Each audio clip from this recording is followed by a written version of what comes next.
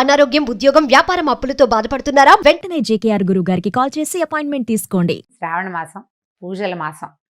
శ్రావణ మాసాన్ని నభోమాసం అంటారు. శ్రావణ భాద్రపదాలు వర్ష ఋతువు కాబట్టి ఇలాంటి పేరుతో చెప్తారనమాట. అయితే ఈ వర్షాకాలం కావటం వల్ల ప్రకృతి పరమ శోభాయమానంగా ఉంటుంది, ప్రశాంతంగా ఉంటుంది. కొంచెం వానలు అడ్డం వచ్చినప్పటికీ షాపింగ్లకి పూజలకి పెద్దగా ఇబ్బంది ఏమి ఉండదు. మన దారిని మనం చేసుకుంటూ ఉండొచ్చు. శ్రావణ మాసానికి ముందు వచ్చిన ఆషాఢంలోనే దక్షిణాయనం ప్రారంభమైంది. దక్షిణాయనం ఉపాసనా కాలం, పూజలు ఎక్కువ చేయాల్సిన రోజులు అన్నమాట ఇవి. ఇదివరకటి కాలంలో ఏం చేసేవారో కానీ ఇప్పుడు మాత్రం మనం కొన్ని సంవత్సరాలుగా, అంటే కనీసం ఒక 100 సంవత్సరాల నుంచి అనుకోండి, మనకు తెలిసినంత మటుకు మన అమ్మమ్మలు నాయనమ్మలు కూడా ఈ వరలక్ష్మి వ్రతము, మంగళగౌరి వ్రతము చేసుకుంటూనే ఉన్నారు, మనకు తెలుసు కదా. అయితే ఈ పూజలు చేయగలిగేటువంటి ఈ రోజుల్లో పూజ ఎవరికి చేయాలి, అసలు పూజ ఎందుకు అనే దాని మీద కొంచెం ఆలోచిద్దాం. శ్రావణ మాసం లక్ష్మీ మాసం అని చెప్పుకుంటాం కదా. శ్రావణము అంటే శ్రవణ సంబంధమైనది. ఈ శ్రవణము అనేది వెంకటేశ్వర స్వామి జన్మ నక్షత్రం. కలియుగంలో కలవు వెంకటనాయక అంటారు. కలియుగానికి వెంకటనాయకుడే ప్రధాన దైవం. ఆయన నామ సంకీర్తన వల్లే చాలా పాపాలు తొలగుతాయి, కర్మ సంచయం జరుగుతుందని, కర్మశేషం మిగలకుండా పోతుందని, మనం ఏ కర్మలైతే ఇంతకు ముందు చేసుకున్నామో, ముందు జన్మల్లో చేశామో వాటి నుంచి కొంత విముక్తి లభిస్తుందని ఆ కొండ ఎక్కటము, స్వామిని తలచటం వల్ల అని బాగా నమ్ముతాం మనం. అయితే స్వామివారి జన్మ నక్షత్రమైన ఈ శ్రవణ నక్షత్రానికి సంబంధించినటువంటి శ్రావణ మాసము లక్ష్మీ అమ్మవారికి అత్యంత ప్రీతిదాయకమని చెప్పబడుతుంది. లక్ష్మితో పాటుగా మంగళవారాలు మంగళ గౌరీ వ్రతాన్ని కూడా ఈ కాలంలో చేసుకుంటాం. అయితే లక్ష్మీదేవి అనగానే ఏమిటి లక్ష్మీదేవి స్వరూపం? లక్ష్మీదేవి భర్తని అనుసరించి ఉంటుంది. అనుసరించి అంటం కంటే నిత్యానపాయినిగా ఉంటుంది. ఆయన్ని వీడి ఉండదు, భర్తతోటి కలిసే ఉంటుంది. ఇప్పుడు అత్యంత శక్తివంతుడు, ప్రపంచ నిర్మాణ సారథి, ప్రపంచాన్ని నడిపేటువంటి వాడు అయినటువంటి భగవంతుడైన శ్రీమన్నారాయణుడి సతీమతి అయినటువంటి లక్ష్మీదేవి ఆయనని వదిలిపెట్టి ఉండదు. ఆయన యొక్క శక్తి లక్ష్మీదేవే అని చెప్పాలి మనం. భగవంతుణ్ణి నడిపించేదే లక్ష్మి. భగవంతుడు మనని నడిపిస్తాడు. మనని నడిపించే భగవంతుని యొక్క నడక శక్తి అయినటువంటి లక్ష్మీదేవిని నిత్యము అర్చించడము చాలా శుభస్కరము, అత్యద్భుతమైన విషయం. అయితే ఇప్పుడు లక్ష్మీదేవి అనగానే మనకు ఒక రూపం, ఒక ధ్యానం వస్తుంటుంది. చక్కగా పద్మాసనం వేసుకుని ఎర్రటి తామర పువ్వులో కూర్చుని ఉంటుంది. చేతుల్లో ఇంచి ఇలా ధనరాశులు చేతిలో ఇంచి రాలుతున్నట్టు, పక్కన 2 ధనపు కుండలు పెట్టి వెనకాల 2 ఏనుగులు ఆమెను అర్చిస్తున్నట్టుగా అట్లా మనకి గుర్తొస్తుంది. లక్ష్మీదేవి అనగానే ధనం చేత్తో వేసేది, ఓ చెయ్యిలాగా ఒక చెయ్యిలాగా ఉంటుంది. చేతిలో నుంచి పడిపోతుంటే ఇందులో నుంచి ప్రసాదంలాగా మనకి డబ్బు వచ్చేస్తున్న భావన వస్తుంది. డబ్బు, ధనము అది ఇచ్చే దేవత లక్ష్మీదేవి. కానీ లక్ష్మి అంటే ధనం కాదండి. లక్ష్మి అంటే శ్రద్ధ. లక్ష్మి అంటే వృద్ధి. ఎక్కడైతే శ్రద్ధ ఉంటుందో అక్కడ వృద్ధి ఉంటుంది అని చెప్పబడుతుంది. శ్రద్ధకి ఎంత చిన్న చిన్న విషయాల్లో అయినా శ్రద్ధ కావాల్సిందే. మన ఇంట్లో ఓ సూది ఉంది, మనకు చీర జరిగింది, కుట్టుకుంటాం. మన సూదేనని కసకసా చేసేస్తామా? చెయ్యము. శ్రద్ధగా చేయాలి. అప్పుడు చెయ్యి తెగదు, చేతిలో గుచ్చుకోదు, వస్తువు సజావుగా అవుతుంది మనం చేస్తున్న పని.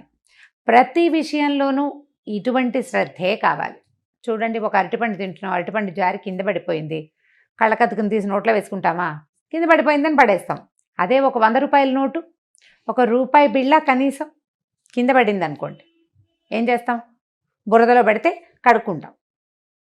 కాగితం కనుక బురదలో పడితే అలాగా తుడుచుకుంటాం, కళ్ళు కత్తుకుంటాం. అమ్మో మహాలక్ష్మ కోపం వస్తుంది అని.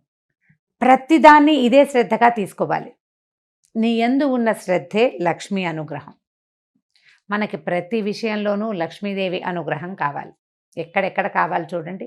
తెల్లవారి నిద్ర లేవడానికి అక్కడి నుంచి మొదలు పెడితే ప్రతి విషయము, ప్రతి దాంట్లోనూ నీకు ధైర్యం కావాలి, దానికి లక్ష్మీదేవి అవసరం. నీకు జ్ఞానం కావాలి, విద్యాలక్ష్మి అవసరం. నీకు ధనం కావాలి, ధనలక్ష్మి అవసరం. ధాన్యం పంటలు పండిస్తున్నావు, ధాన్యలక్ష్మి అవసరం. మన దగ్గర 4 ఆవులు ఉన్నాయి, పాడి పంట వృద్ధి చెందాలి, అక్కడ కావాల్సిన లక్ష్మి గోలక్ష్మి, గోమాలక్ష్మి, ఆవిడ సహకారం ఉండాలి. ధాన్యలక్ష్మితో పాటు పంటలు బాగా పండాలంటే సస్యలక్ష్మి కావాలి. ప్రతి చోట ఉండే సమృద్ధి సరి అయినదే లక్ష్మీ అవతారం. అటువంటి లక్ష్మిని సాకారంగా పూజించేందుకే ఈ శ్రావణ మాసాన్ని నిర్ధారించారు. సాకారంగా పూజించాలి అంటే మనం చక్కగా ఒక కలశం పెట్టుకుని ఆ కలశానికి చక్కగా అలంకారం చేసుకోవటం, మామిడి మండలు వాటితోటి అలంకరించుకోవటం, మామిడాకులతో అలంకారం చేసి ఒక కొబ్బరికాయ పెడతాం, దానికి ఒక వస్త్రధారణ చేస్తాం కలశానికి. కలశంలో లక్ష్మీదేవిని ఆవాహన చేసుకుంటాము. ఓ చిన్న ప్రతిమ ఏదైనా పెట్టుకుంటాము.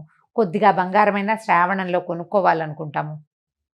ఈ బంగారం వృద్ధవుతుందన్న నమ్మకంతో, శ్రద్ధతోటి కొన్న వస్తువు వృద్ధవుతుంది, అదే పాయింట్. ఇట్లా మనం ప్రతి సంవత్సరము చేస్తే బోల్డ్ సంవత్సరాలు ఇది గడిచే కొందికి బోల్డ్ బంగారం తయారవుతుంది. అయితే ఏటా వచ్చే పూజకి పెద్దగా చెప్పుకునేందుకు ఏమీ ఉండదు. కానీ ప్రతి సంవత్సరము మనం చక్కగా ఇళ్ళు వాకిళ్ళు బాగు చేసుకుంటాము, దేవుడి గది బాగా శుభ్రం చేసుకుంటాము, కొత్త ప్రతిమలు ఏమైనా కొనుక్కుని తెచ్చుకుంటాము, కొత్త బట్టలు కొంటాము, కొత్తగా ఒక లక్ష్మీ రూపు కొనుక్కుని తెచ్చుకుంటాము. పుట్టింటి వాళ్ళు ఇస్తారు, అత్తవారింటి వాళ్ళు ఇస్తారు. ఎవరికైనా ఏదైనా ఇవ్వదలుచుకుంటే శ్రావణ మాసంలో ఇస్తే ఫలితం బాగుంటుంది. బోలెడన్ని తెలుస్తూ ఉంటాయి. ఈ మార్గంలోనే నిత్యము లక్ష్మీ ఆరాధన చేయడానికి ఈ నెల రోజులు అత్యంత శ్రేష్టమైనవి. విశేషమైన ఆరాధన చేయగలిగే వాళ్ళు చక్కగా వస్త్రాలంకరణ చేసి రూపులు కొనుక్కుని చేయగలిగిన వాళ్ళు చేసుకోవచ్చు. ఒకవేళ చేయలేని వాళ్ళు ఏం చేయాలి? లక్ష్మీ ఆరాధనకి మన ఇంట్లో ఉన్న పాత పటం కూడా పనికొస్తుంది. చక్కగా పటం తుడుచుకోవటం, అమ్మవారికి కొంచెం పసుపు గంధం పెట్టి బొట్టు పెట్టడం, తర్వాత ఒక దీపారాధన చేసుకోవటం, 4 పువ్వులు తోటి అర్చన చేసుకోవటం, లక్ష్మీ అష్టోత్తరం లాంటివి చదువుకోవటం. అష్టోత్తరం అంత పెద్దది రాదు. ఇంద్రుడు చేసినటువంటి మహాలక్ష్మి అష్టకం 10 శ్లోకాలు ఉంటాయి, చిన్నదే. ఆ 10 శ్లోకాలు చదువుకోవటం. అంత పెద్దది రాదండి మాకు, ఒక్క శ్లోకం వచ్చు. లక్ష్మీ క్షీర సముద్ర రాజతనయాంతోటైనా సరే ఆ శ్లోకం చదువుకుని అమ్మవారికి శ్రద్ధగా పువ్వులు సమర్పించి, బెల్లం ముక్క పంచదార దగ్గర నుంచి మీరు రవ కేసరి వరకు ఏది చేసి పెట్టినా సరే శ్రద్ధగా చేసి అమ్మవారికి నివేదన చేసుకోండి. ఈ నెల రోజులు ఇలా శ్రద్ధగా ఆరాధించిన వాళ్ళకి అన్ని విధాల సర్వతోముఖాభివృద్ధి లభిస్తుంది. బాగా సాంగంగా చేయగలిగిన విధానంతో చేసుకోగలిగిన వాళ్ళు చేసుకుంటారు. చేసుకోలేకపోయినా కూడా మాకు రాదు కాబట్టి మేము చేయలేము అన్న భావన పడద్దు. అసలు పూజకి రావడం కాదు కావాల్సింది, శ్రద్ధ కావాలి. శ్రద్ధతోటి లక్ష్మీ ఆరాధన చేయండి. లక్ష్మీ ఆరాధనలో భాగంగా అసలు లక్ష్మీదేవి ఏ ఏ విషయాల్లో ఉంటుందో చూద్దాం. ఎవరి దగ్గర లక్ష్మి ఉంటుంది? లక్ష్మి అంటే డబ్బు అనుకోవట్లేదు కదా, మనం చాలా విషయాలు చెప్తున్నాం.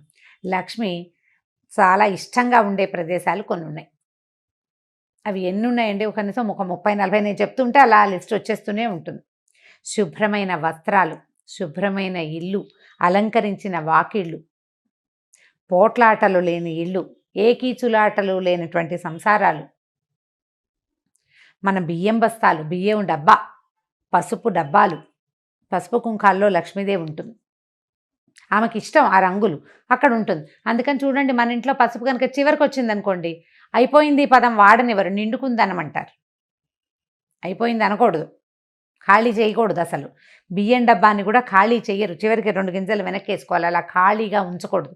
అవన్నీ లక్ష్మీ స్థానాలుగా భావిస్తాం. ఇతరులకి సేవ చేసే వాళ్ళకి, ఇతరులకి సహాయం చేసే వాళ్ళ దగ్గర, ఎవరైతే పరమత సహనంతో మెలుగుతారో వాళ్ళ దగ్గర, ఏదైనా తగాదా వచ్చినా తిరగబడి మాట్లాడకుండా ఎవడుంటాడో వాడి దగ్గర, వాడి సహనంలో లక్ష్మి ఉంటుంది. చిన్న పిల్లల్లో, పెద్ద వృద్ధుల్లో, శుభ్రమైన మంచాల మీద, మంచం కూడా లక్ష్మీ స్వరూపమే. మన ఇంట్లో మనం వాడుకునే తిరగలి, రోకలి, రోలు, గుండ్రాయి, ఇవన్నీ కూడా లక్ష్మీ స్వరూపాలే. వీటితోటి మనం ఎంత శ్రద్ధగా ఉంటున్నాము అనే దాన్ని బట్టే లక్ష్మీ కటాక్షం మన మీద ఎంత ఉంటుంది అనేది ఉంటుంది. దేనిని పారేయకూడదు. అన్నం వృధా చేయని ఇళ్లల్లో లక్ష్మీదేవి ఉంటుంది. ఎప్పుడూ వెలుగ్గా ఉండటం, నిత్యము దీపారాధన చేయబడ్డం, సాయంకాల సంధ్యావేళల్లో తలుపులు వేసుకోకుండా లైట్ వెలిగించి తలుపు తీసి పెట్టుకోవాలి. ఆ సమయంలో లక్ష్మీదేవి యొక్క ప్రవర్తన బాగుంటుంది. ఆవిడకి ఇష్టం అనమాట అది. ఆవిడ ఎప్పుడు నడిచి వస్తూ ఉంటుంది బయటికి లోపలికి. పువ్వులతో అలంకరించిన దేవతా స్వరూపాల్లో లక్ష్మి ఉంటుంది, జలంలో లక్ష్మి ఉంటుంది, పాత్రలలో లక్ష్మి ఉంటుంది. వీటన్నిటినీ మనం శుభ్రంగా ఉంచుకోవాలి.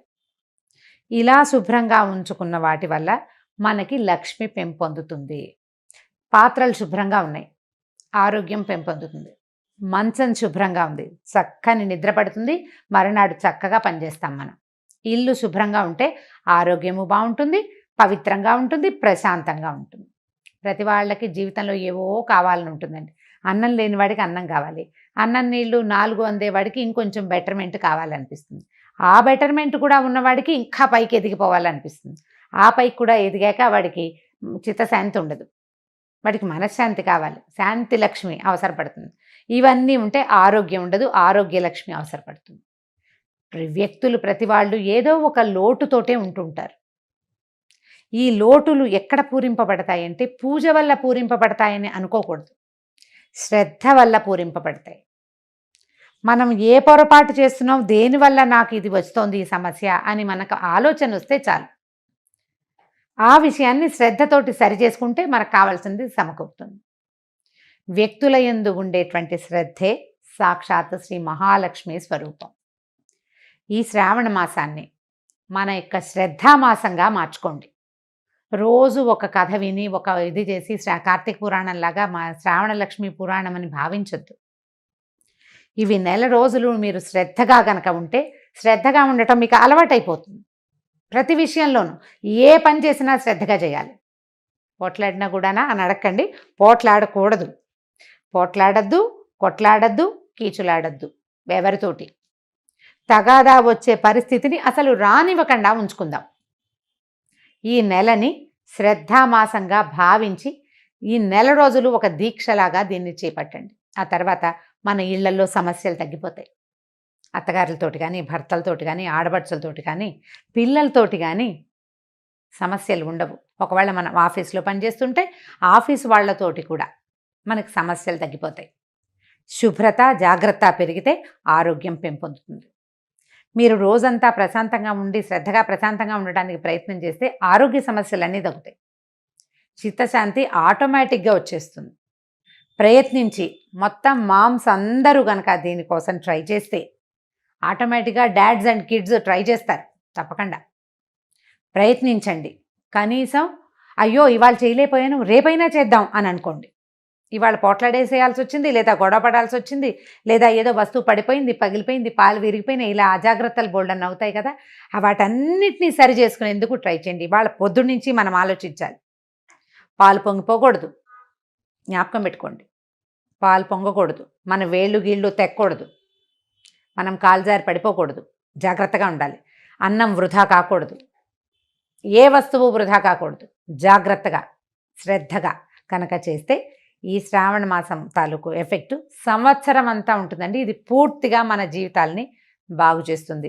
మీరు కనుక విద్యార్థులైతే ఏదైనా చదువుకుంటూ హౌస్ వైఫ్స్గా ఉండి కూడా చదువుకుంటాం కదా, నేను కూడా చదువుకుంటూ ఉంటాను. ఎప్పుడు చదువుకునే వాళ్ళు శ్రద్ధగా చదవటం, ఒక సమయ పాలన చేయటం, సమయ పాలన యందు కూడా శ్రద్ధ కలిగి ఉండటమే ఈ మాసం మన మోటో, అదే మన స్లోగన్. శ్రావణాన్ని శ్రద్ధగా మార్చుకోండి, దానికోసం ప్రయత్నం చేయండి. ఈ మాసంలో చేయవలసిన చిన్న పూజలు వ్రతాలు ఉన్నాయి కదా, ఎవరి వ్రతాలు పూజలు చేసుకుంటారు. శ్రావణ మంగళవారము శుక్రవారము కూడా మిమ్మల్ని మళ్ళీ కలుసుకోవడానికి ప్రయత్నం చేద్దాం. అయితే ఈ శ్రావణ మాసం సోమవారంతో మొదలవుతుంది. ఈ సోమవారం విధి విధానం ఏమిటో కూడా మళ్ళీ చెప్పుకుందామండి. శ్రావణాన్ని శ్రద్ధగా ఆచరించండి. నమస్కారం.